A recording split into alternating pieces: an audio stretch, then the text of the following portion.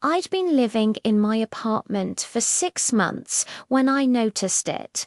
A small hole in the wall near the ceiling, right where my living room and my neighbor's bedroom would line up. At first, I thought it was nothing. Maybe an old nail hole from a painting or some bad patchwork. But then strange things started happening. I'd be sitting in my living room watching TV, and suddenly the volume would go down by itself. Not on the TV, just on the remote. Then, late at night, I'd hear faint clicking noises, like metal tapping against the wall. One night, I turned off the TV and just listened. Tap, tap, tap, right near the hole. I grabbed a chair, stood on it, and took a closer look. The hole wasn't random. It was perfectly round, and inside I could see a tiny glint. Metal. It hit me. Someone had put something inside the wall. The next day, I ran into my neighbor in the hallway for the first time. He was tall, with messy hair and permanent dark circles under his eyes. Nervous type, I smiled and said, "Hey, I'm Alex. I live next door." He stared at me, too long, said, "You don't need to watch me. I know you're doing it." I blinked. "Sorry, what?" He stepped closer. "I know you're spying on me. I can hear you through the wall. The whispers, the scratching, you and them. He stormed off before I could say another word.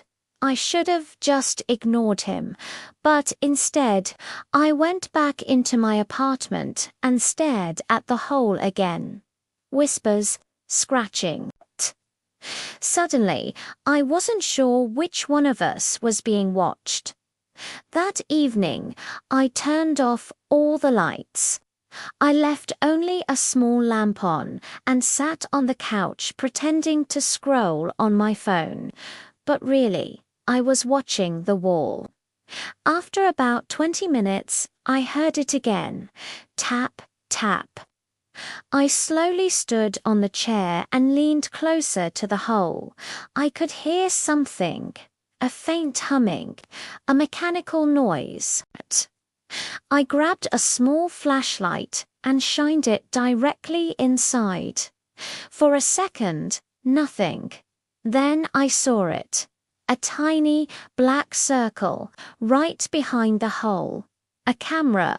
Someone had put a micro camera inside the wall, recording either me or my neighbor. I felt sick.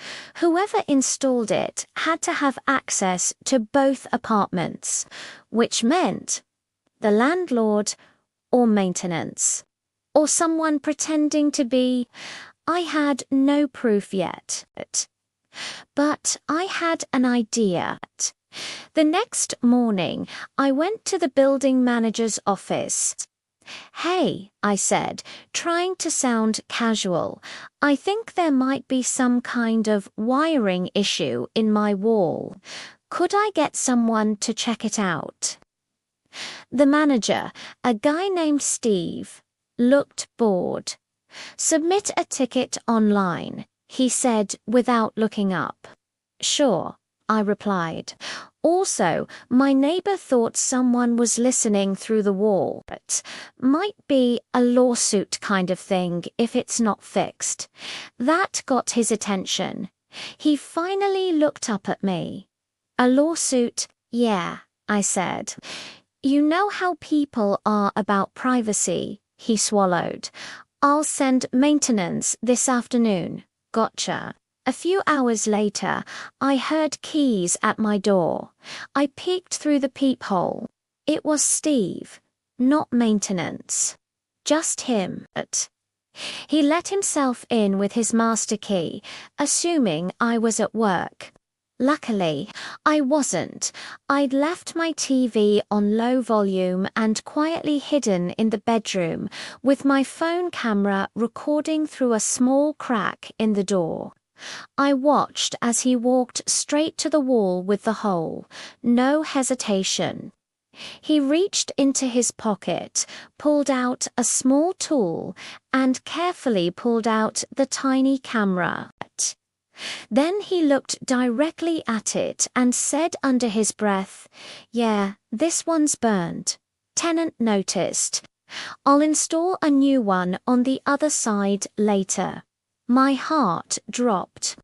Not only was he spying on us, he was replacing cameras when we noticed. He slipped the camera into his pocket, looked around, and left. I had everything on video. That night, I knocked on my neighbor's door. He opened it halfway, eyes suspicious. "What do you want?" "I think," I said calmly, "we're both being watched." Not by each other, by him.